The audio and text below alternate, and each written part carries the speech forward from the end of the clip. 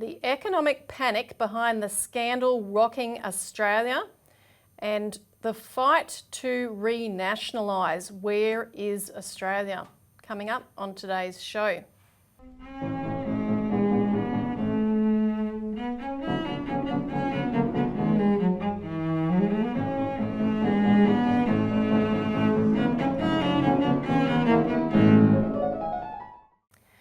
Welcome to the Citizens Report for the 26th of August 2022. I'm Elisa Barwick. Joining me today is Citizens Party leader Craig Isherwood. Welcome, Craig. Yeah, thanks, Elisa. And on today's show, we're going to be discussing the fact that Prime Minister Morrison had one job: to keep Australia on the neoliberal track. And then we'll talk about the overwhelming support in the United Kingdom for nationalising crucial public services, and the fact that that should be stronger here in Australia and should be being promoted by the government. Now, don't forget to like the show, hit the like button if you get something out of it, and in order to circulate it more widely, don't forget to share and make a comment, and also subscribe so you're notified of new shows. Now, before we get into the first topic of the day, just a couple of reminders bearing on last week's show, and we asked people to help us build for a public postal bank forum that will be holding. The local licensed post office group is going to be hosting a forum on the necessity to turn Australia Post into a public postal bank, and that'll be held in the Parliament building in Canberra on the 7th of September. So last week we talked about how people should be contacting their Member of Parliament and demanding they send someone along, if not go themselves to that forum. We will have the former Deputy Foreign Minister of New Zealand, Matt Robson, there speaking about Kiwi Bank and their experience. And also, don't forget to let us know if you come across a bank in your area or anywhere that doesn't accept cash.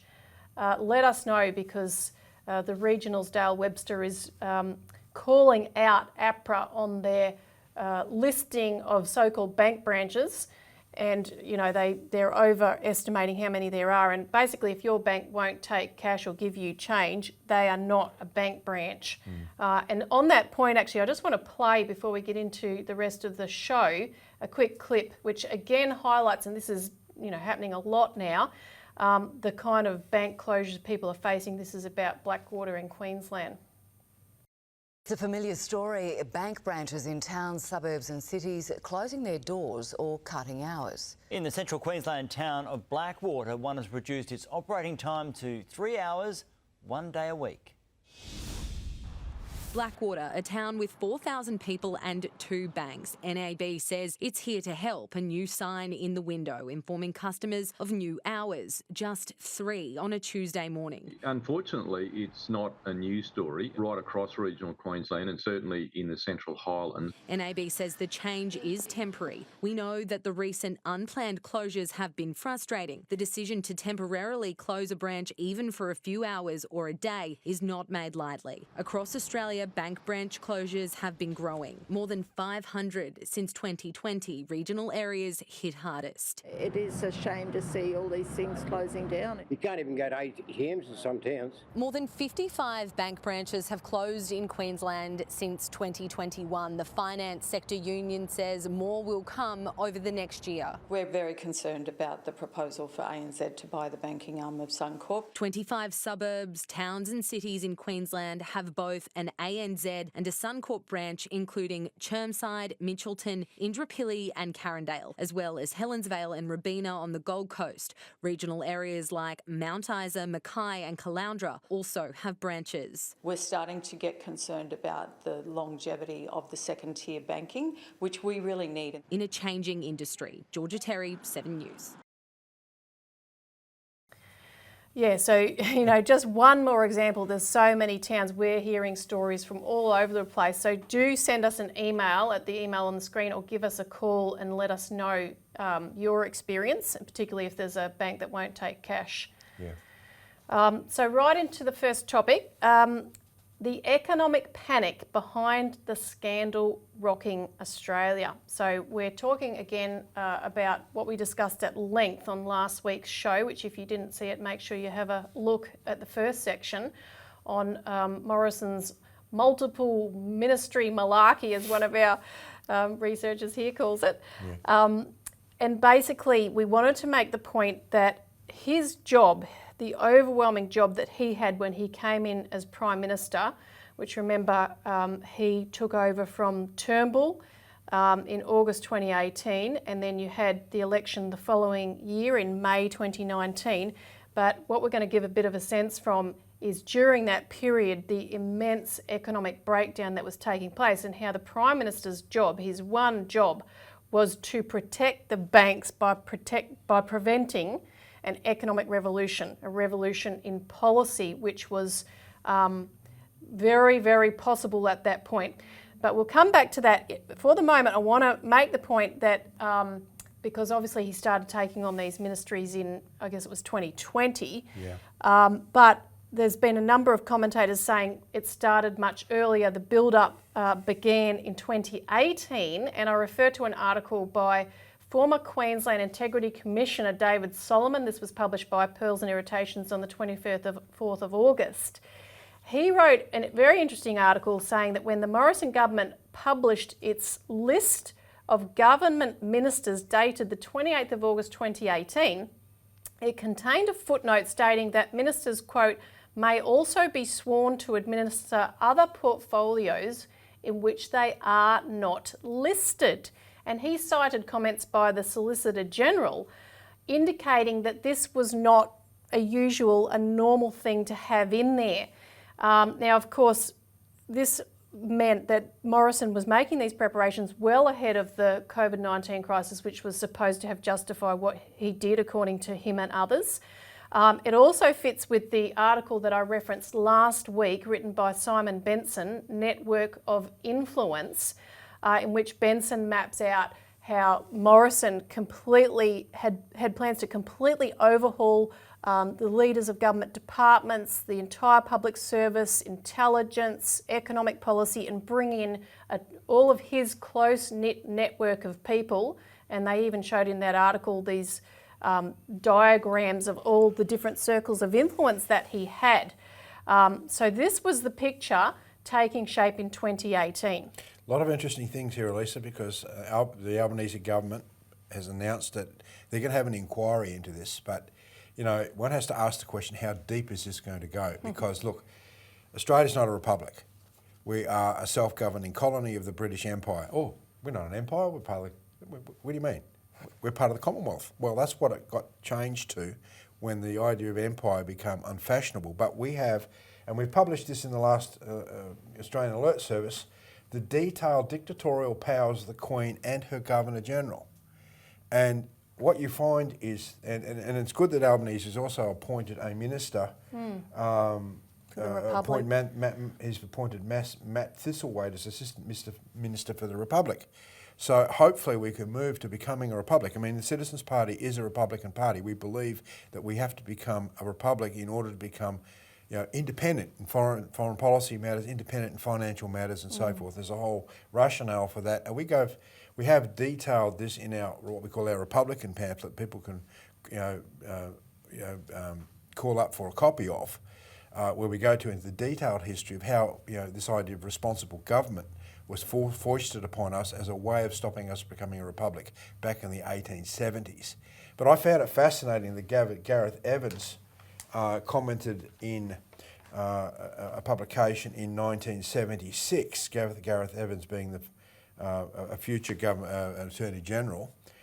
He made a comment in 1975 that in keeping in the way that the Australian Constitution is written, he says, indeed, if the literal language of the Constitution were to be believed, the Governor-General had all the status and the power of the Ottoman Sultan. He could, for example, dismiss at will both parliaments and ministers, refuse to appoint any ministers at all, allow Parliament to meet but one day a year and not spend any money when it did, and take over the personal control as Commander-in-Chief of the Army, Navy and Air Force. I mean, that's the power of the Governor-General, and he is acting on the direction of the Queen. Yeah, we don't vote for that guy. We don't vote. This guy's not voted in. He's put in there as the power of the Queen. Yeah. And this is what we're dealing with here. Yep. Now, is that going to come out in this inquiry with Albanese? I don't think so, because this is so sensitive that, what has been the role of the Governor-General here? Who advised Morrison to do this? And unfortunately, we're not going to see a lot of these, reasons come out.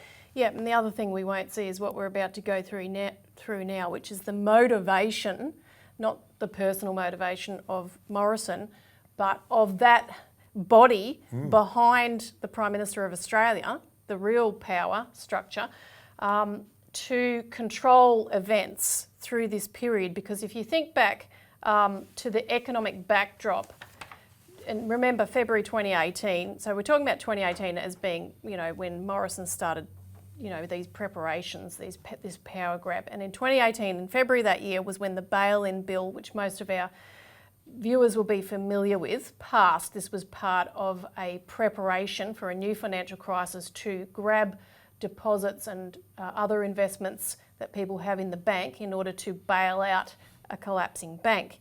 But of course, the broader backdrop, and you can go obviously a lot earlier, because we were warning of a financial crisis a lot earlier than 2008. But from the 2008 crash, already by 2009, the admission was quite open that the problem that led to the 2008 financial crash had not been solved, because the G20 set up the Financial Stability Board, which was housed at the Bank for International Settlements.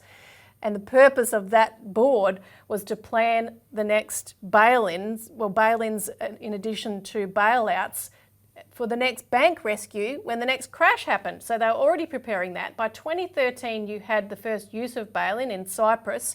We started exposing that, saying it's coming to Australia.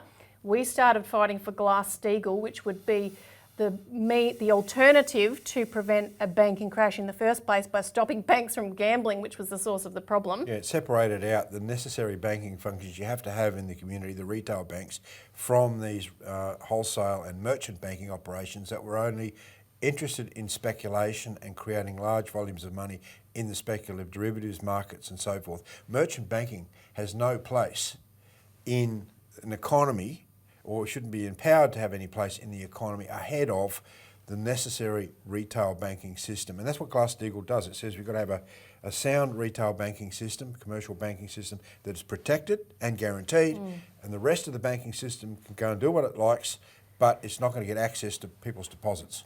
That's right. Now, in 2014, Mark Carney, who was then the head of the Financial Stability Board, made this urgent push to get bail-in passed at the Brisbane G20 summit. And I can't go into the detail now, but you can find out more on our website, where we, the Citizens Party, played a crucial role in blocking that global regime from coming to pass. And it didn't happen at the Brisbane G20. They actually backed off on that. But this was what was happening through that period.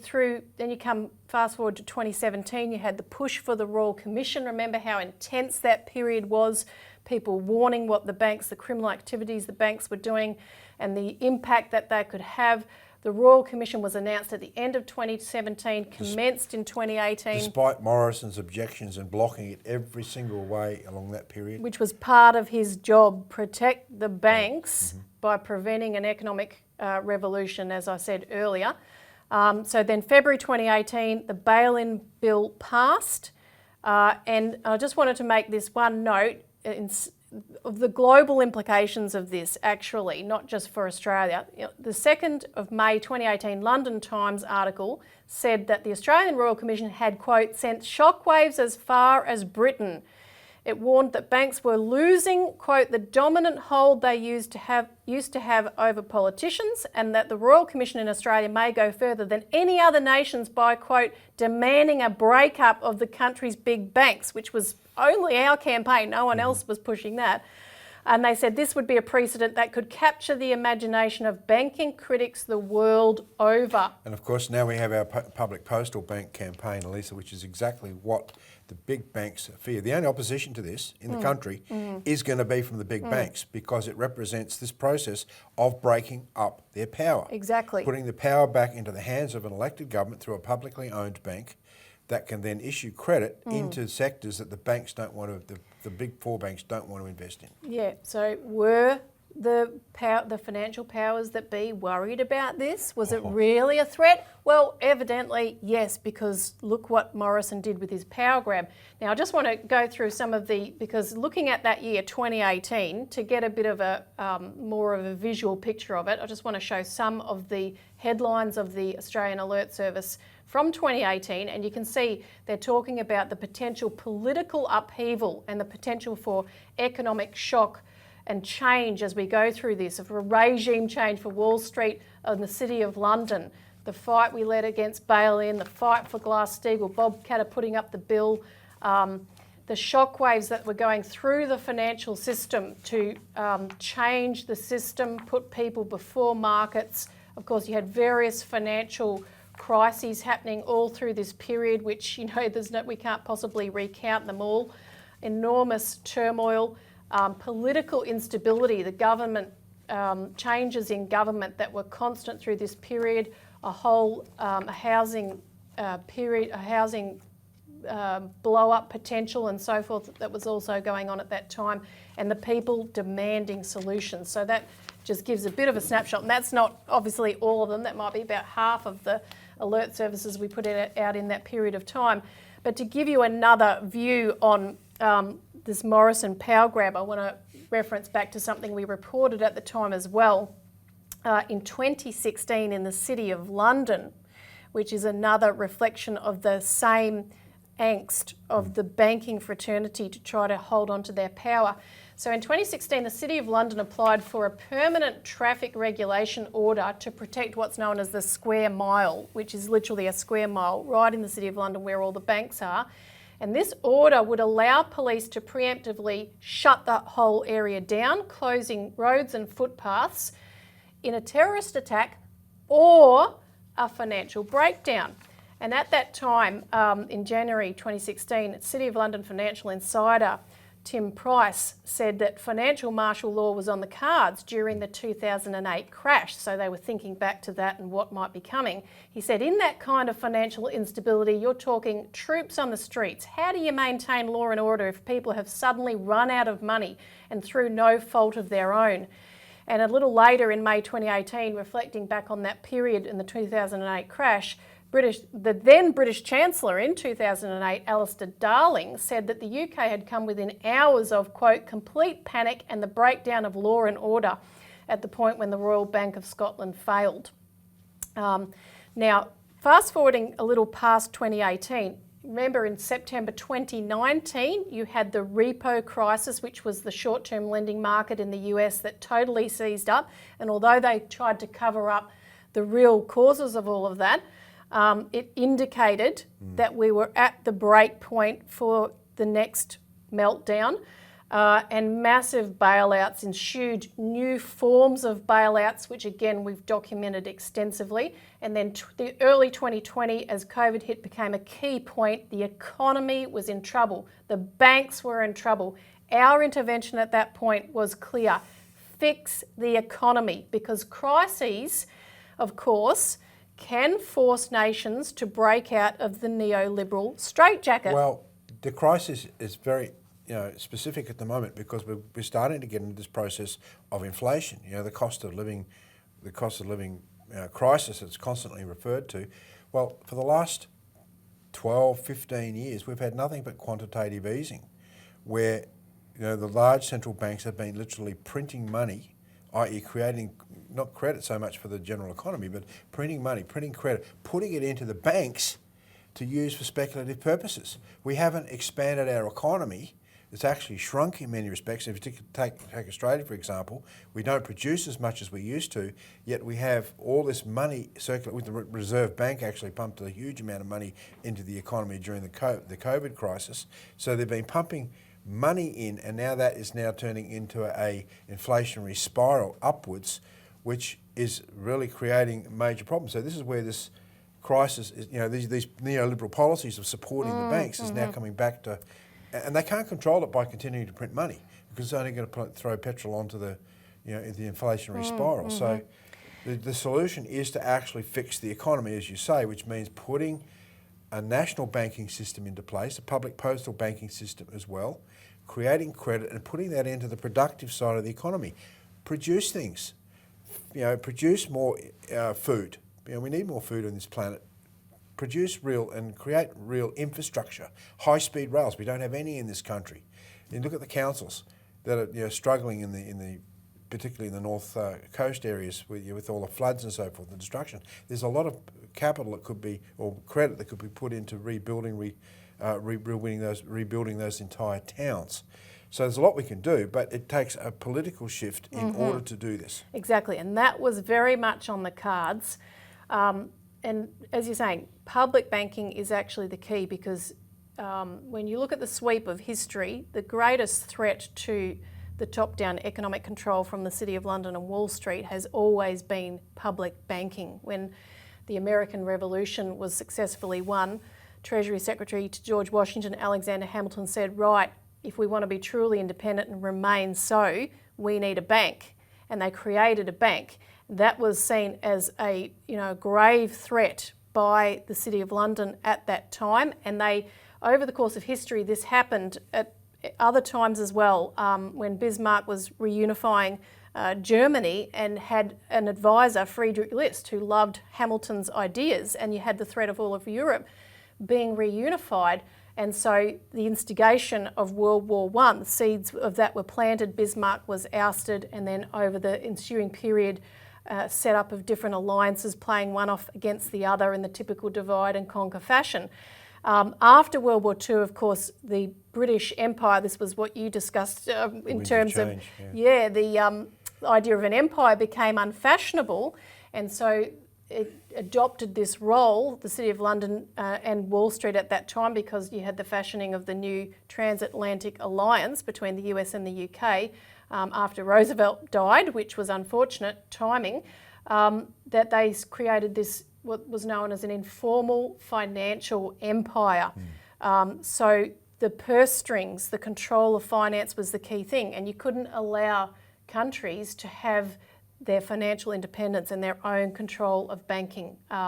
So our public, everything we showed with those alert services and our interventions, our coming in, particularly during 2020 and there onward, even though we obviously were discussing it earlier, to have a national bank, to have a public bank, but particularly, which captured the imagination of many networks, a postal bank. And with what happened with Christine Holgate, and you see the effort and the energy that went into ousting her, covering up the scandal, the whole nature of that really is another way of highlighting the threat that public banking represents and the drive to privatise Australia Post in the first place. And we didn't know back then when he did this incredibly terrible thing to Christine Holgate that he was one of the ministers, the shareholder ministers of Australia Post, right? He didn't tell anyone that, but he actually had the power to do what he did. Yeah. And that's what was so disgusting about this, and that it was the secrecy around this is where the detail lies. Yeah. Why the secrecy? Because he told Christine Holgate to stand aside pending an inquiry, which inquiry was going to be overseen by him, right, who demanded her to leave. So have a look at our press release on that, which we put out on Wednesday. And I just wanted to mention one other thing too. We won't talk about it now, we'll discuss it next week once we have more of an insight into it. But just this week, the New Zealand government made the decision to take direct control and ownership of Kiwi Bank, even though it's government owned via the post office anyway, but to take direct control of it with what appears to be the intention to expand its banking role. And I want to talk more about that in an international context, about that public banking threat, because globally there's a huge pushback against the attempt of the Anglo-American establishment to maintain its hegemony. Which we call a unipolar world. President Putin's came out very strongly in the last week talking about the fact that that's now becoming a myth. I mean, there's no such thing as a unipolar world. We're now in a multipolar world where you don't have the Western alliance, in effect, United States, Britain, Canada and so forth, and Australia, all saying this is how the world has to be run. Yep. You have to abide by our rules. Right? There's not international law. Well, yeah, it's not written down anywhere. It's just our rules in our head. Our rules, the rules of the game, so to speak. And this is coming to an end. And this is what President Putin has spoken about. That's right. And there's a growing non-aligned bloc of countries. They're not all, working together coherently, but they're all resisting this, and so they're working together in various capacities on various issues. There's increasing drive to have trade outside of the US dollar because that's part of that whole old unipolar world. There's an increasing collaboration between these countries to prevent war from breaking out. I mean, there were a lot of nations that actually condemned Nancy Pelosi's trip, as we talked about the other week, to Taiwan in breach of the One China policy, including across Africa, South Africa, Sudan, Eritrea, Zimbabwe, Egypt, Kenya and Zambia. The ASEAN, Association of Southeast Asian Nations, put out a foreign minister's statement opposing this, and China stated that they had over 170 countries that told them, we support you on this issue, respect of the One China policy. So I want to mention, though, two specific examples being South Africa and the Solomon Islands, which might not be the two you would normally think of up front in terms of this pushback, specifically both preventing war and on the economic front. So firstly, on the war front, it was very interesting when Tony Blinken recently went to Africa on his way back from the Asian region, following the trip of the Russian foreign minister to a number of African countries, Sergei Lavrov, and the Americans were very clear that they were trying to counteract Russia trying to win over African countries with development, a bit like China with the Belt and Road, and they went after all of that. But I want to show a video here of the South African Foreign Minister, Naledi Pandor, who was very polite. However, she went right to the nub of the issue, objecting to the patronising bullying that comes from the West. So, and she's referring to in this clip, just so you know, an act that was passed by the US House of Representatives called the Countering Malign Russian Activities in Africa Act. The full title of which explains what that's about. The full title says, an act to direct the Secretary of State to develop and submit to Congress a strategy and implementation plan outlining United States efforts to counter the malign influence and activities of the Russian Federation and its proxies in Africa and for other purposes. So we'll roll that clip in which she comments on that, and she'll also comment on the strategy that Blinken was promoting, which was the US Sub-Saharan Africa strategy. We have a strategy for you, in other words. So listen to what she says. But in terms of our interaction with some of our partners in Europe and elsewhere, there has been a sense of a patronising bullying toward you choose this or else. And the recent legislation passed in the United States of America by the House of Representatives, we found a most unfortunate bill that we'd hope the media would say more about, because when we believe in freedom, as I'm saying, it's freedom for everybody. You can't say because Africa is doing this, you will then be punished by the United States. So that's been a disappointing passage of legislation by one house, and we hope the other house will not agree to such offensive legislation. So indeed, it is important that all of us accept our ability to hold different opinions. We are, after all, sovereign nations that are regarded as equal in terms of the United Nations Charter. We may differ in terms of economic power and economic ability to influence development in different parts of the world, but what will make the world work is if we respect each other. When you approach a strategy, you need to think very carefully about the kinds of tactics that you would utilize. So the overall strategic intention might be to advocate for democracy and support its presence on the African continent. However, if your tactic is to approach African countries and say that, listen, you must be democratic, and use our model, it works. I think it's bound to lead to some failure. So she's pretty clearly saying, don't tell us what to do in the most polite way.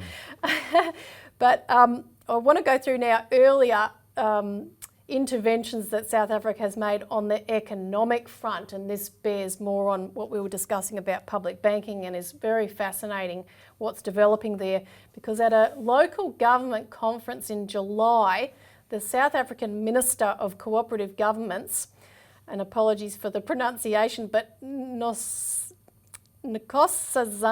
Dlamini Zuma, she was married to Jacob Zuma, the Prime Minister for a time, she addressed that conference, and she was very firm on the necessity for state control of banking. She said, we are learning from this crisis with Russia and Ukraine the crucial role played by state-owned banks. In other words, we need our financial independence because these kind of sanctions and so forth will crush us otherwise.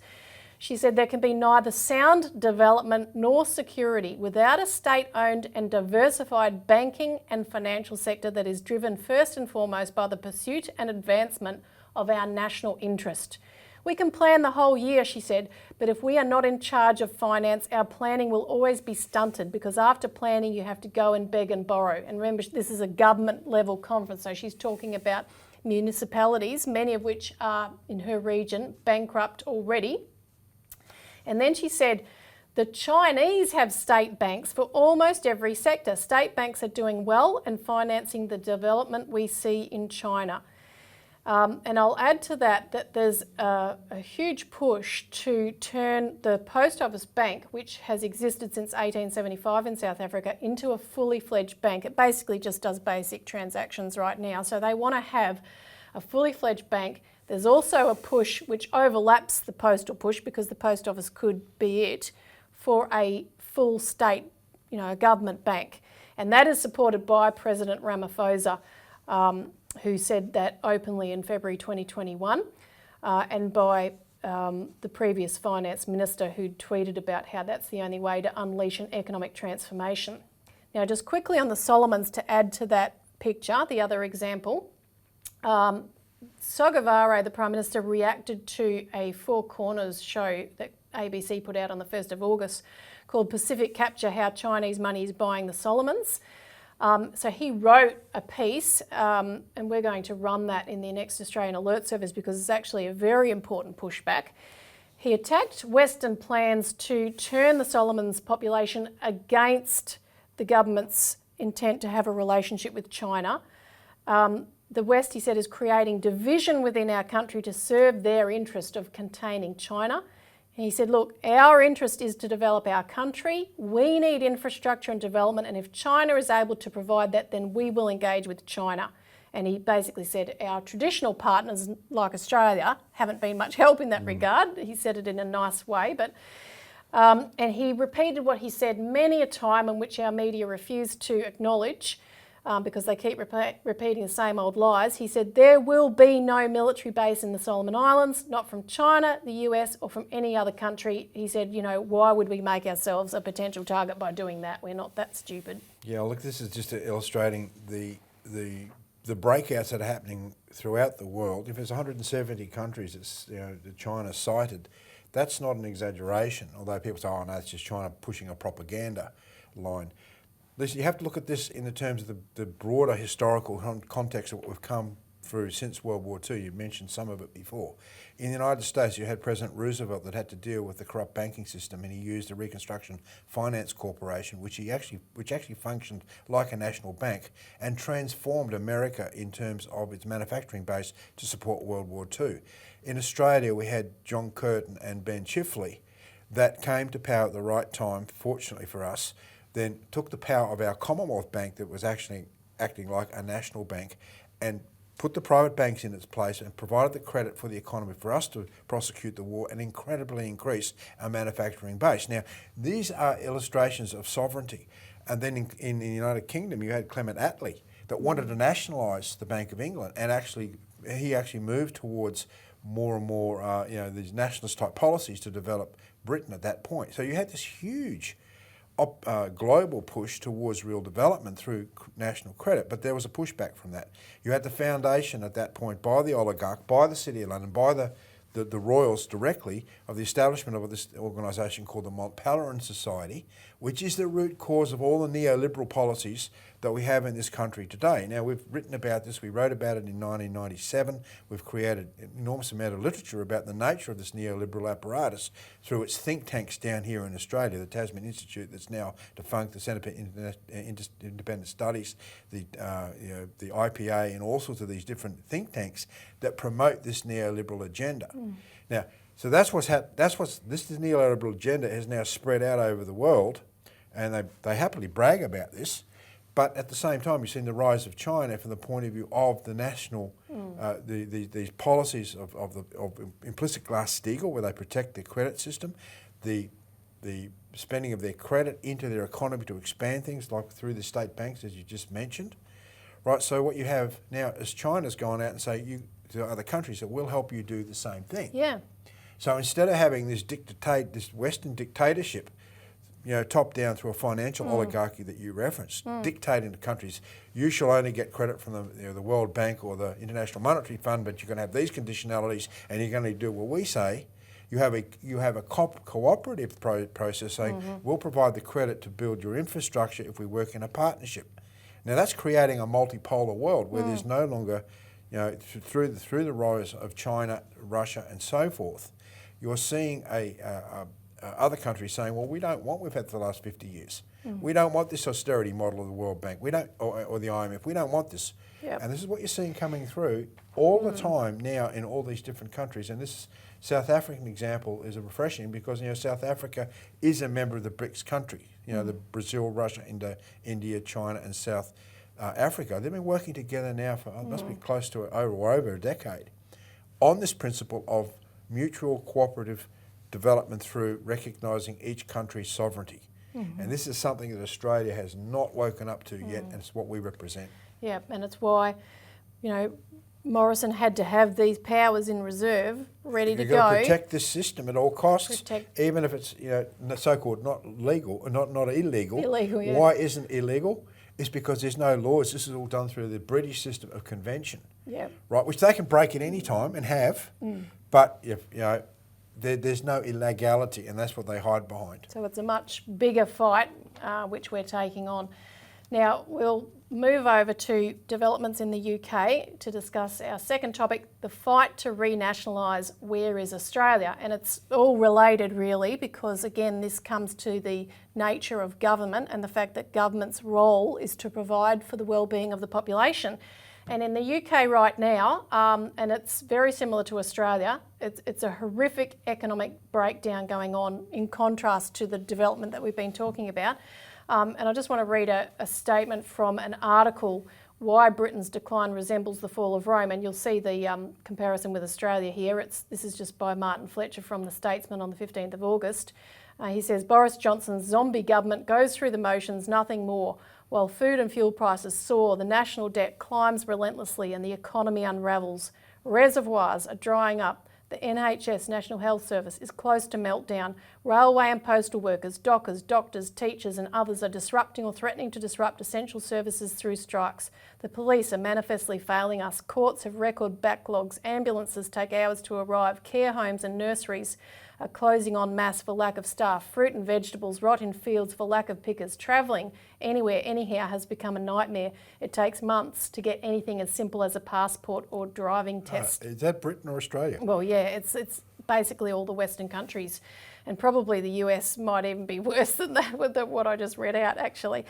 But this is driving a huge push to go back, to dump the neoliberalism, which people like Jeremy Corbyn, who was the head of the Labor Party, fought for the entire, 3 decades plus that he was in power, fought against Thatcherism, thought about the same policies that were implemented under New Labor with Tony Blair, and had a chance to change that before he was, bad-mouthed and denounced as an anti-Semitic and driven out of the party.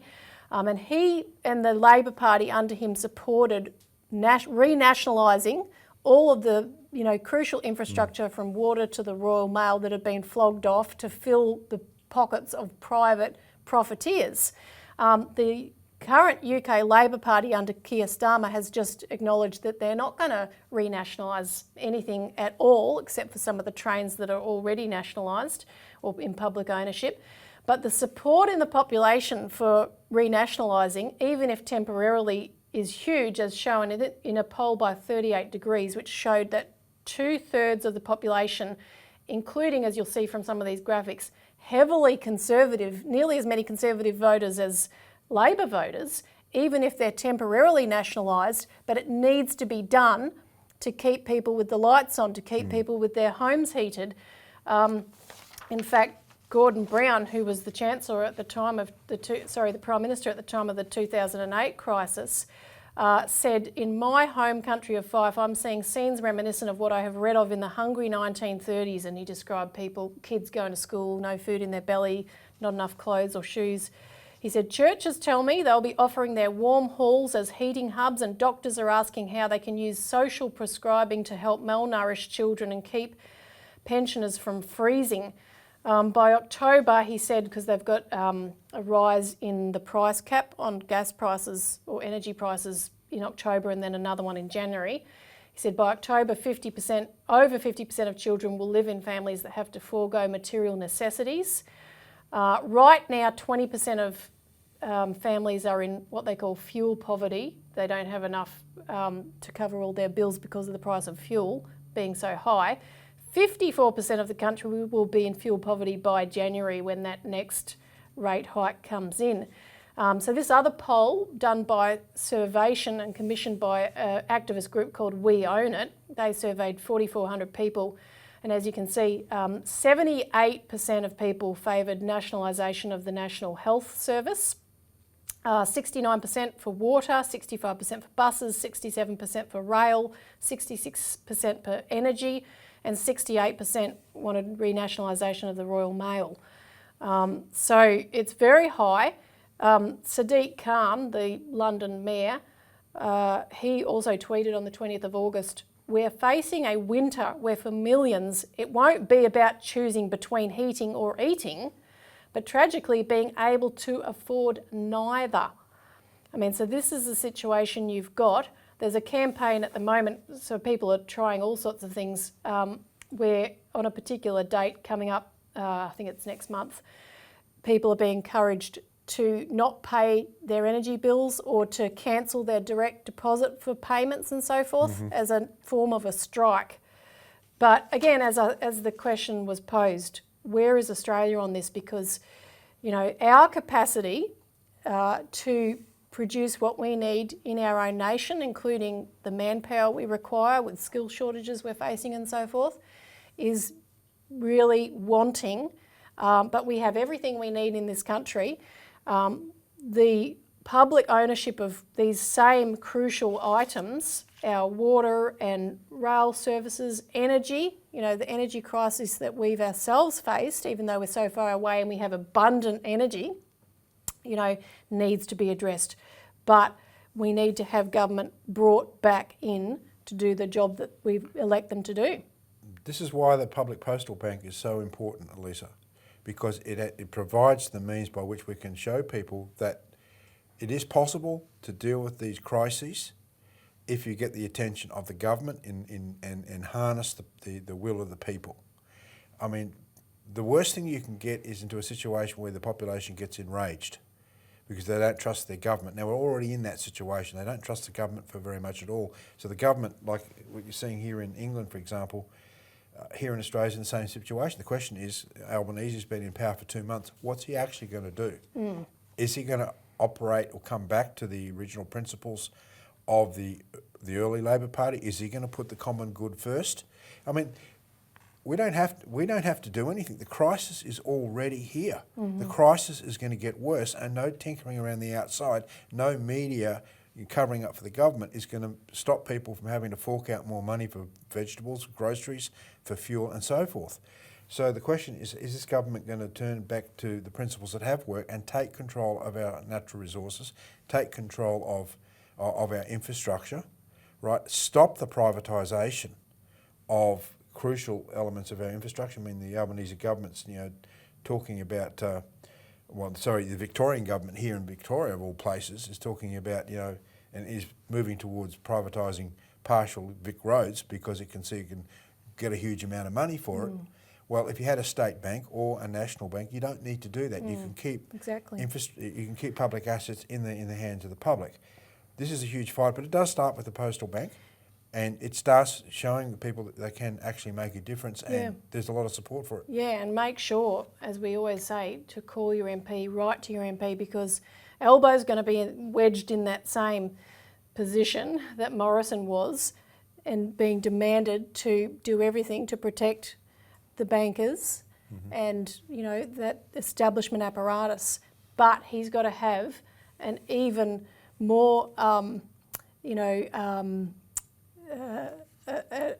he's got to have the population on the other side of him, the other side of the wedge, demanding equally as vocally, but in a way in which we map out these ideas and how they work. So not just, as you said, the rage and the anger, but our organising capabilities to say, look, this has worked in the past, this has worked in history, we can do it again. So we've got to have the people being the leverage to get this action, and that's the crucial thing. That is the key.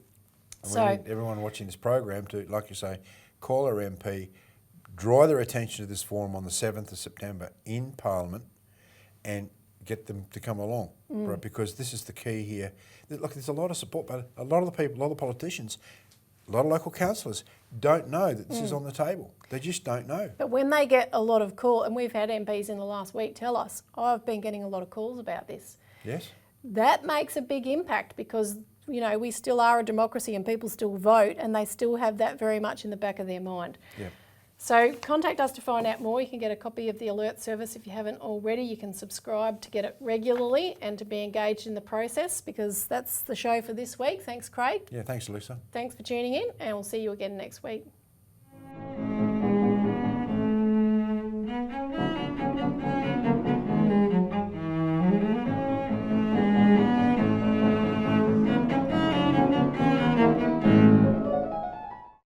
Authorised by Robert Barwick, Citizens Party, Melbourne.